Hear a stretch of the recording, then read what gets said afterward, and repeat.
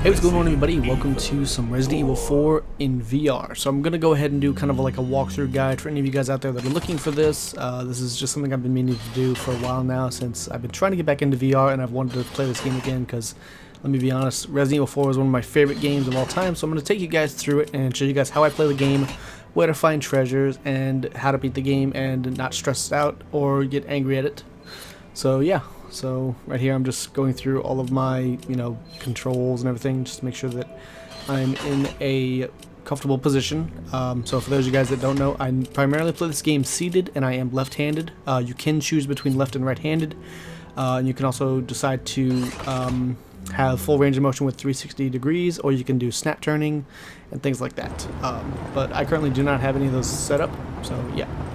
I also decided to skip the back scoring on here since I've heard it 100 times and I'm kind of tired of hearing it, so yeah.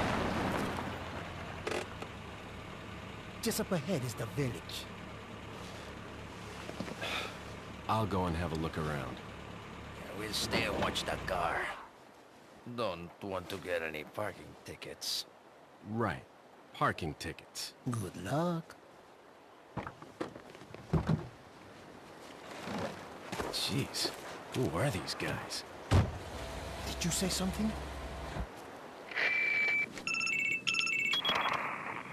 Leon, I hope you can hear me. I'm Ingrid Hunnigan. I'll be your support on this mission. Loud and clear. So the subject's name's Ashley Graham, right? That's right. She's the daughter of the president. So try to behave yourself, okay?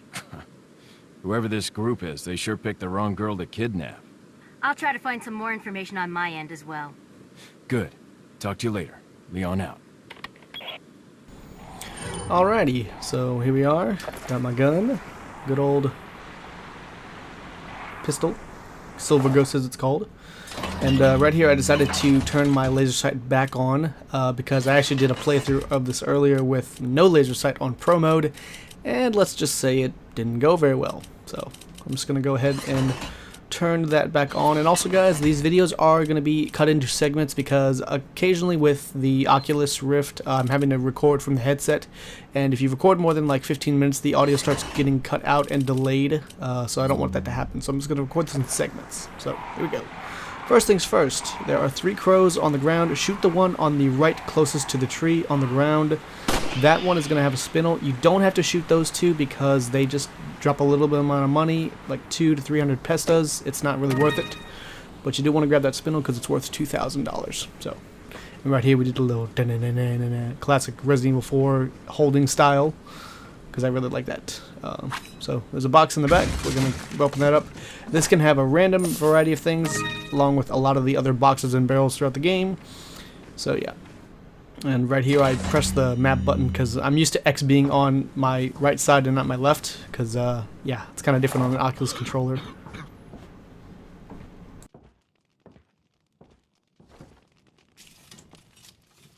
Excuse me. Sir?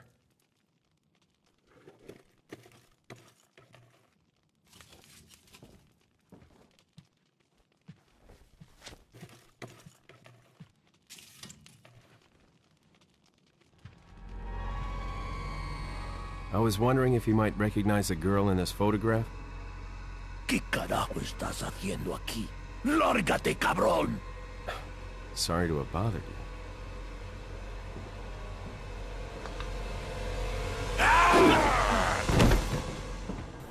Alrighty guys, so here I'm going to show you guys how I conserve ammo, not only in VR but also in regular Resident Evil 4. So the first thing you want to do is shoot the enemy in either the leg or the head, and then walk up to them and do a melee attack, and then slice them while they are down.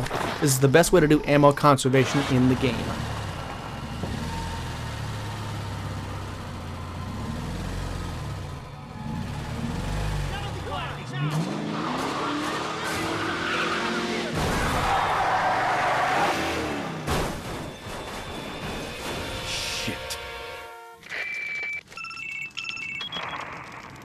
Is everything okay? There was a hostile local. I had no choice but to neutralize it. There are still others surrounding the area. Get out of there and head toward the village. Take whatever measures necessary to save the subject. Understood. And if you guys are wondering why I play that way, this is just how I learned how to play the game many years ago. So if you are somebody who doesn't know about this, you can do that as a way to save up ammo if you are unsure if you're going to run out of ammo quickly or not. So go upstairs, grab that box of handgun ammunition, and there's nothing else in the house. We can just jump out the window upstairs or down low. I do the one on the side yard because you can actually funnel enemies through this little area, and you have 3 of them. So just shoot them in the legs, knock them down, and then slice them. And this is so much more convenient now that we can actually move and run and gun at the same time. It makes the game so much easier to play. So, yeah. Like I said, you can take 2 shots at these guys and then do 1 knife slash. But I just do it to save ammo in the beginning because there's times where, like I said, you can run out of ammo very quickly. A lot of people that I see play this game, this is just how I learned to play from a YouTuber named Boffy Rocks long ago. I will leave a link to his playthrough down in the description, guys. He was a great YouTuber. I don't know if he really makes videos anymore, but yeah. So he's just the way I learned everything on how to play this. So go into that hut and grab all of the goodies inside. There's a typewriter you can save, and then up here there's a crow on the little signpost. Shoot that one, and it has a hand grenade. The one right there does not have hardly anything. It, like I said, it has a little bit of pestos. It's not worth a bullet. And then you gotta save the pup here. Gotta save old Wolfie doggy. So be free, little friend. So once that's done, we can go ahead and walk over to this little right side area where there is a red herb. We're gonna go ahead and grab that. You always want to grab those herbs because they are very useful later on in the game, especially if you're playing on pro mode. There are 2 tripwires and a bear trap, so watch out for those. And then another enemy up ahead. Just going to shoot him in the leg and kick him. Like I said, this is just an effective way of doing it. If you want to be somebody that just unloads on your enemies, by all means go for it. But I'm just doing this to be ammo conservative. I've always played that way since I was a kid. When you get your gun leveled up to a higher firepower, you can put about 2 or 3 bullets in them if you want to. So yeah, so there are some boxes in this little hut here, and there's a lady on a friggin' pitchfork. Yikes. Watch out for that. So we got 2 more enemies right here, so shoot him in the leg, slice him up, and another guy right there. Shoot him, I'm gonna shoot him twice, and then right there he got him in the shoulder, and then I just slice his head. Do a reload. So yeah, I got some money. Like I said, there can be random drops from the enemies. They can either have money, ammo, grenades, health items.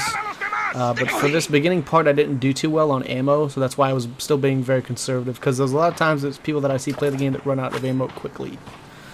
Once again, shoot the guy in the head or the neck or in the knee, and then you can kick him down and just slice him while he's down. Very easy way to deal with enemies, and if you're dealing with crowds of enemies, this actually helps a lot. So yeah. Alright, so with that, we can finally head into the village.